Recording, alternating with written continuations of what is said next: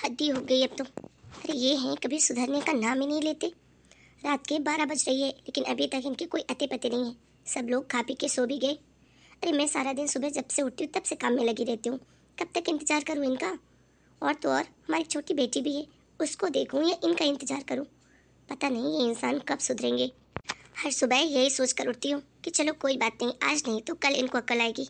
इनकी बेटी जो बड़ी हो रही है, लेकिन हर सुबह मैं ही गलत साबित होती है। भगवान जाने मेरा क्या होगा। न माँ का ढंग का मिला और न ससुराल। मायके में सौतेली माँ सौतेला भाई, उनको कुछ बोल नहीं सकती। और यहाँ ससुराल में पति अपने काम का नहीं तो क्या कर सकते हैं। बहुत हो गया, आज तो मैं भी इनका इंतजार नहीं करूँगी। खाना बना के रख दी हूँ, आएंगे तो खुद ही खा लेंगे। किरण, ओ किरण, किरण, जल्दी आओ। अरे कहाँ मर गई? सुनाई नहीं दे रहा क्या? कब से आवाज लगा रहा हूँ। क्या है, क्यों रात में शोर मचा रहे हो? समझ में नहीं आता क्या? हमारी छोटी बच्ची सो रही है, जग जाएगी। ए चुप, बच्ची है तो क्या करूँ? जा, गरम गरम खाना लगा के आ मेरे लिए। क्या रात के 1 बजे तुमको गरम गरम खाना चाहिए? शर्म नहीं आती बोलते हुए? ऐसे शर्म? अरे मैं तुम्हारा पति हूँ, पैसे कमा कर लाता हूँ, काम धंधा करके लौटा हूँ, तो खाना तो तुम गरम गरम दोगी ना। अच्छा, कौन सा काम करने गए थे जनाब रात के 12-1 बजे? वैसे तो दारू पीने के बाद तुम्हें कुछ याद रहता नहीं है। तुम्हारी जानकारी के लिए बता दूं कि हमारी दुकान रात के 8 बजे बंद हो जाती है और आप रात के 1 बजे घर वापस आ रहे हो। तो 8 बजे से लेकर रात बजे तक जरा कौन सा काम कर रहे थे मुझे बताना। अबे चुप, ज्यादा जबान चलने लग गई है क्या तेरी? तू मुझसे पूछेगी? तू होती कौन है मुझसे पूछने वाली कि मैं कहाँ जाता हूँ, क्या करता हूँ? अपने काम से काम रखा कर। जा और गर्मा गर्म खाना लेकर आ, जो तेरा काम है, समझी? नहीं लाऊंगी गर्मा गर्म खाना, खाना बना के रखा हुआ है, जाके खुद खा लो। आपने मुझे थप्पड़ मारा। एक तो रात में 12-1 बजे घर आते हैं और घर आके तमाशा करते हैं रोज रोज। क्या कर रहे हो तुम लोग यहाँ पर? रात में तमाशा लगा के रखा है, रोज रोज का बना लिया है। क्या हो गया? अरे माँ, समझा लो अपनी बहू को। अरे मैं रात में थका हारा काम से लौटता हूँ और ये मुझे गर्मा गर्म खाना तक नहीं दे सकती। बोल रही है खाना बना के रख दिया, खुद ही खा लो। बहू, क्या है ये सब?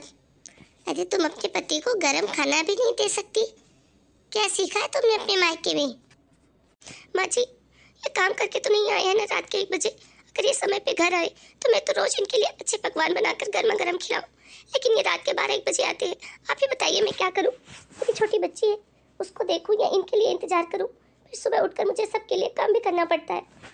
देखा माँ, देखा कैसे पटर पटर जबान चलने लग गई है इसकी। हाँ बेटा, देख तो मैं भी रही हूँ, कुछ ज्यादा ही पर निकल आए हैं इसके। अरे सिर्फ तेरी ही बेटी है क्या? हम बिना बच्चों के बड़े हो गए क्या? हमने भी अपने बच्चे पाले हैं, अपने सास ससुर की सेवा की है। तू तो कुछ भी नहीं करती, सिर्फ एक पति के लिए गरम खाना देना, उस पर भी तुझे नाटक आ रहे हैं। जा और चुपचाप से खाना बना के ला। माँ जी, आप क्या बोल रही हो? आप अपने बेटे को समझाने के बजाय मुझे ही चिल्ला रही हैं। अरे आप अपने बेटे को बोलिए तो सही कि इतनी रात तक वो रहते कहाँ हैं, पूछिए तो सही उनसे। मेरी बात तो ये सुनते नहीं है, हो सकता है आपकी ही सुन ले। आप ही उनको बोल दीजिए कि टाइम पे घर आ जाया करे। ए, तू ज़्यादा मुझे मत सिखा कि मुझे क्या बोलना चाहिए और क्या नहीं। मेरा बेटा है, मैं देख लूंगी मुझे क्या करना है। तो चुपचाप से जा और खाना बना कर ला, समझी? अब खड़ी खड़ी आंसू ही बहाती रहेगी या जाएगी भी? सुनाई नहीं दिया माँ ने क्या कहा? नहीं जाऊंगी। अच्छा, लगाओ तेरे भाई भाभी को फोन अभी और तेरी हरकतें बताऊं। आप मेरे भाई भाभी को बीच में क्यों ला रहे हैं? उनसे हमारा कोई लेना देना नहीं है ना, हमारे घर परिवार की बात है। फिर हर बार आप उनको क्यों बीच में ले आते हैं? आप अच्छी तरीके से जानते हैं कि वो मेरे सौतेले भाई बहन, इसीलिए आप शायद मुझे धमकी देते रहते हैं। अगर मेरा सगा भाई होता तो मुझे कोई चिंता भी नहीं होती, क्योंकि वो मेरे लिए खड़ा रहता। लेकिन वो मेरा सौतेला भाई है, पता नहीं क्या सोचेगा मेरे बारे में, इसीलिए हमेशा उसका नाम लेके आप मुझे दबा देते हैं। चल चल, तुझे जो सोचना है सोच, जा और खाना लेकर आ। हे भगवान, कैसी किस्मत लिखी है आपने मेरी। मायके में माँ नहीं, सौतेली माँ, जिसे कभी माँ का प्यार नहीं मिला, और यहाँ ससुराल में ना पति का प्यार ना सास का प्यार। कैसी जिंदगी दी है प्रभु आपने। जाओ माँ, सो जाओ आप, मैं फ्रेश होकर आता हूँ फिर खाना खाता हूँ। ठीक है, जा रही हूँ, लेकिन हाँ, अब झगड़ा मत शुरू कर देना। सोना हराम कर दिया है तुम लोगों ने। ठीक है माँ। मम्मी। अरे क्या हो गया? तेरी नींद कैसे खुल गई? अरे मम्मी, घर में रोज ऐसा तमाशा होगा रात में तो नींद तो खुलनी ही है ना। मैं भी तो इंसान ही हूँ। मम्मी एक बात बताओ, आप भैया को बोलती क्यों नहीं हो कि रात को समय पे घर आ जाया करे? रोज रोज का तमाशा करना अच्छा लगता है क्या आपको? अरे तू कुछ नहीं समझती, जा सो जा। क्या सोचा? ऐसे झगड़े करते हैं रोज रात में भैया भाभी, कैसे नींद आएगी? और ये आप क्या बोल रहे हो? तू नहीं समझती? क्या नहीं समझती मैं? अरे बोला ना, तू नहीं समझेगी। अभी तेरी शादी नहीं हुई है ना। जब तेरी शादी हो जाएगी तो तुझे सारी बातें समझ में आने लगेगी। क्या मतलब है माँ? मुझे तो जानना है आज। देख, तुझे तो पता है ना तेरा भाई मेरी कितनी बात मानता है। मैं उसे एक फोन लगाऊं तो दौड़ा हुआ चला आएगा, और एक बार बोल दूं कि टाइम पे घर आ तो टाइम पे ही घर आएगा। लेकिन मैं खुद ही नहीं चाहती कि वो टाइम पे घर आए। पर क्यों माँ? भाभी भैया का रोज रोज झगड़ा होता है रात में, ये सब आपको अच्छा लगता है? अच्छे का तो बता नहीं सकती, लेकिन इस झगड़े में हम दोनों का फायदा बहुत है। अरे तेरा भाई अगर टाइम पे घर आने लगेगा तो अपनी वाइफ के साथ यानी कि तेरी भाभी के साथ ज़्यादा समय बिताएगा, और उन दोनों के बीच में प्यार बढ़ जाएगा। और उसके बाद तेरा भाई तेरी भाभी का गुलाम बन के रहेगा। सारे पैसे रुपए जो भी कमाता है वो तेरी भाभी के हाथ में रखेगा, और फिर हमें अपने खर्चों के लिए तेरी भाभी के सामने हाथ फैलाना पड़ेगा। समझी? अभी जो तू ये रोज शॉपिंग करती है ना, और मैं रोज खरीदारी करती हूँ, और तेरा भाई हिसाब तक नहीं पूछता, ये सब बंद हो जाएगा। और तो और तेरी शादी भी अभी तो मुझे करनी है, उसका पैसा कौन खर्च करेगा? इसीलिए तेरे भाई को अपने हाथ में कर रखा है। समझी? हे भगवान!